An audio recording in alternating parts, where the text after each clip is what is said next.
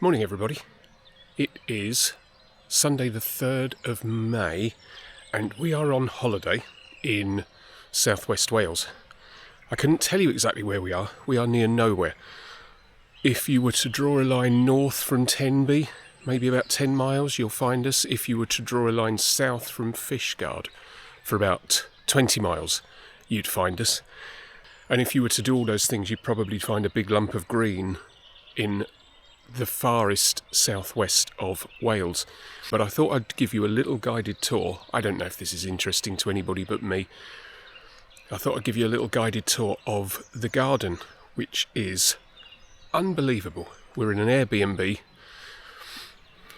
So I'll start with the pièce de résistance, if I can find it. We have a hot tub. We have not used the hot tub yet, partly because you'll see why in a second. And it's kind of hidden in this area.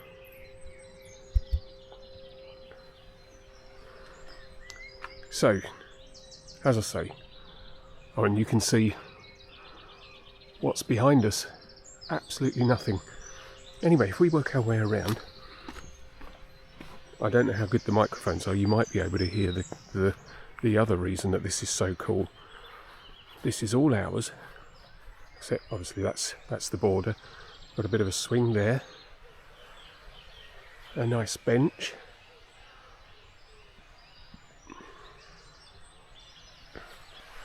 Tell you what, never wear Crocs when it's been raining all night long. I'll be changing my socks. There's the house, tucked away. And this is what we are beside. I'll put the name of the river up, I cannot remember it, obviously.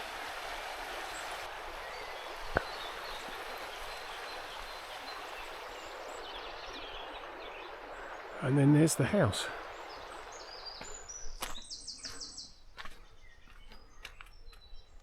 That's the road. And this is what's in front of us, behind us.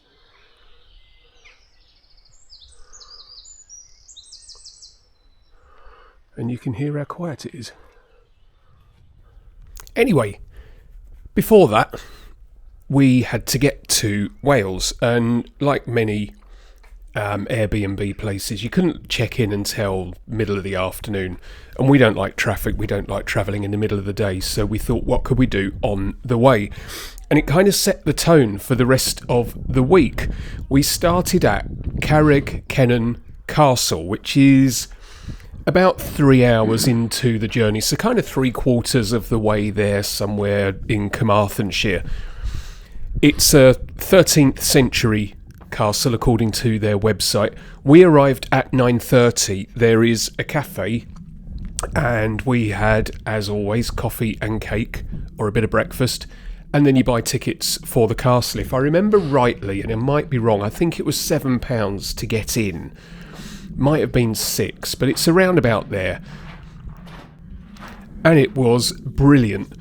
Hopefully the pictures will convey. I took hours of video. It's been really, really difficult to try and pin it down, because you're watching it and you think, oh, I remember that, but it will mean nothing to you, and it might be boring as anything.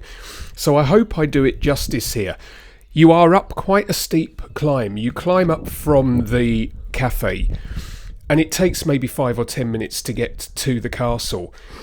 But boy, oh boy, is it worth it. The views, the situation of the castle, it's fantastic. And as always with these things, being the first people there, we had the whole place to ourselves. And I can't imagine it ever gets that busy, but there were certain areas, like this cave, that you don't really want to be bumping into people. It was incredibly narrow. It's incredibly difficult to get down if you're not able-bodied. The last thing you want is to be in a queue or trying to pass people. Anyway, there was this cave. I'm sure it had a name. I've completely forgotten, and I haven't included it on the video here. But you go down under the castle, and there is a plaque telling you all about it and the stories of what they used this cave for. All I know is it was absolutely pitch black. I hope the camera does it justice. You kind of come down these stairs here, and it gets darker and darker the further you go into the cave. So this is video of me now. I was using my phone's torch to try and get right to the back of the cave. I don't know if I did get all the way back. I went as far as I was willing to go before the ghosts and the ghoulies got me. But it felt like something unique. It wasn't something that I've ever experienced at another castle. And the fact that you were underneath the castle, you completely lost your bearings. You didn't know where you were. But being on your own in the pitch black and absolute quiet was really quite fascinating. Then I made my way back up and outside, and actually outside the castle. And you get a real sense of how brilliant this location is to build a fortification. So, can I do this? This is where we came in, that's where you park. That's where you buy your tickets, and that's the cafe, which was lovely. We had a cup of tea and a piece of cake, obviously. And then you walk up, if you can see it. You sort of walk up this path, and it goes off over there somewhere. And the whole point of me not recording anything while I was walking up there is because I was completely out of breath.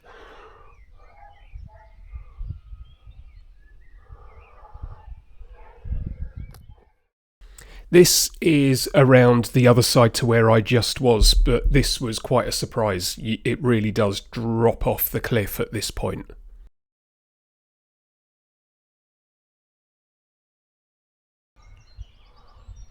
Oh, look at that.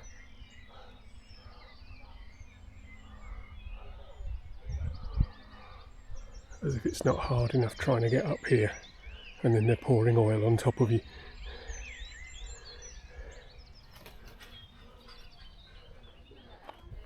Then we drove kind of northwest for almost literally about 5 or 6 miles, really close. And this was the thing about this area. Castles are 2 a penny and they're all amazing. And we went up to, I believe it's pronounced Dinefwr Castle.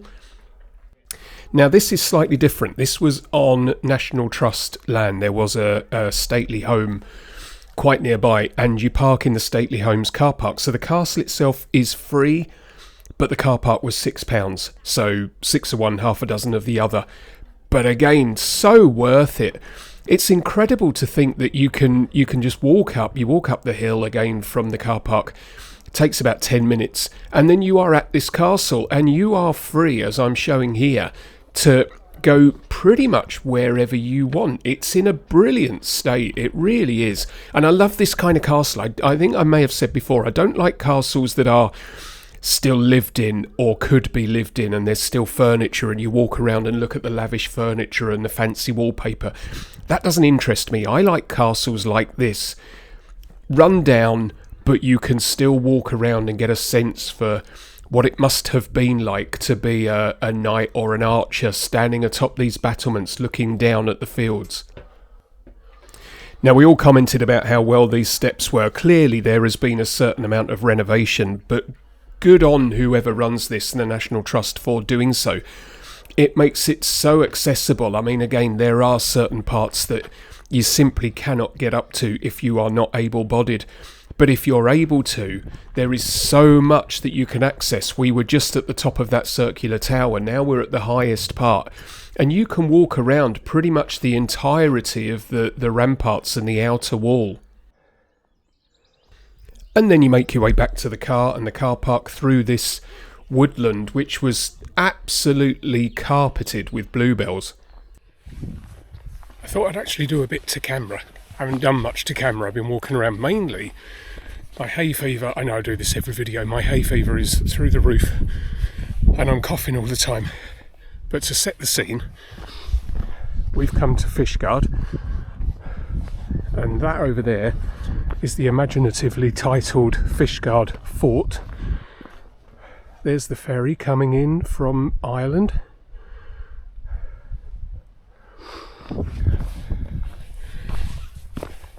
So I thought I'd just do a quick piece to camera just as an intro for what's coming up. As you can see, I'm walking back towards the fort, so we've just headed through Fishguard, parked. There is a car park near the fort. It is free, it's very small, and it seems to be a bit haphazard. But we got parked in there no problem. It's Sunday morning, it's about 10:30, very quiet. As you can see, it's quite overcast. But we got parked no problem. It's about half a mile to the fort, maybe even less than that.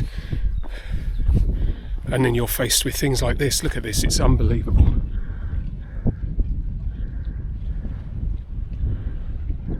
Here he comes. Now this is slightly earlier on from that last bit to camera.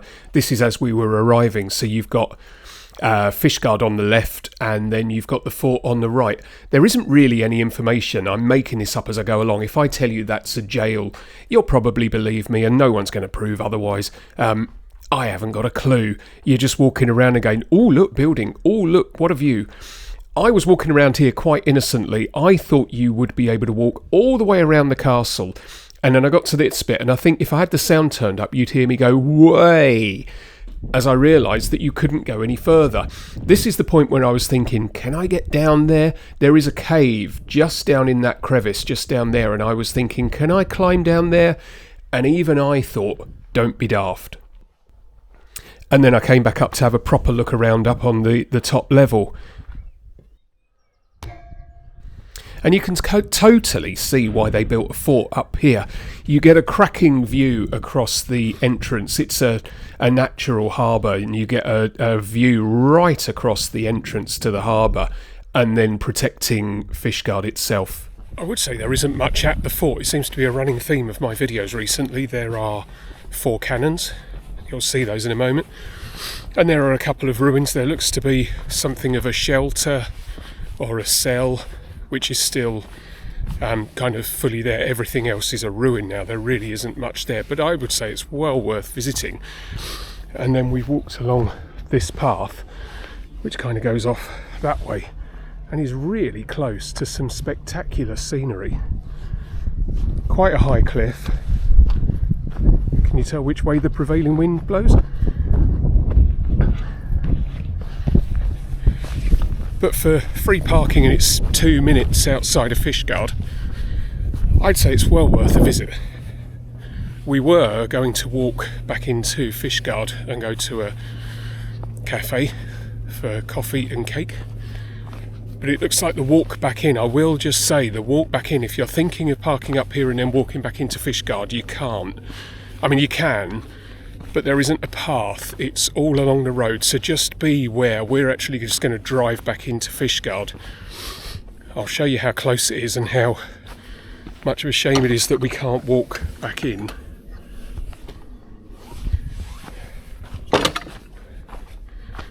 So, that's Fishguard Harbour down there. Fishguard itself is over there. I would say it's not very nice. It's a town, it's not very nice, but Fishguard Harbour down there is absolutely lovely. Very quaint, very quiet, and really nice to visit. And this is the path back to the car park. And now we're back down in Fishguard Harbour. So there is quite a sizable car park actually, and I think I'm right in remembering that it was free, so that's excellent. And then you can walk along the side of the harbour. There are some boats there. If you're lucky, you'll get to see a seal or two. And then I walk right down to the end. Now, depending on the size of your screen, that is the fort where we just were, on the right at the end there. And then I turned around and I'm facing back in towards the harbour itself. And as you can see, it's incredibly picturesque. And you are free to walk around. You can just see in the distance there the ferry is docking over in the proper Fishguard dock. But this is incredibly peaceful. It's so quiet, other than the other tourists all doing the same as me and taking photos and saying to each other, oh, how pretty. It's really lovely. Naturally, there is a cafe on the harbour wall. It's quite busy, but it's really lovely, and you can sit outside and watch the world go by. And after that, we were keeping an eye on the weather, and we thought we would go right across the peninsula down to the south coast and Milford Haven. Now, one of the things we noticed when we were staying in the house, every time we planned anything, everywhere was 20 miles away. Didn't matter where we went, north, south, east, west, pretty much everywhere was 20 miles away, which made life so easy. but it really is quite a local space. It's this little peninsula, and like I say, driving from Fishguard down to Milford Haven, it was probably more than 20 miles, but it didn't feel like it. Nowhere really felt that far away. Nothing ever felt that difficult.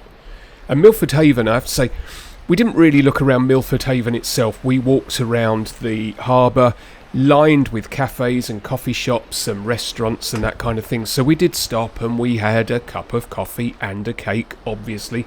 And then we walked down to the proper harbour, and it's kind of access all areas. I was a bit nervous at first. I saw the green traffic light across this lock door, but I was a bit too scared. And then an old couple came across and said, yeah, of course you can. As long as there's a green man, you are allowed to walk across. And I was kind of expecting somebody to come along and say, oi, what do you think you're doing? But as long as there's a green man there, you are allowed to walk across here. And then there is quite a nice circular walk down the other side of the marina and back into town.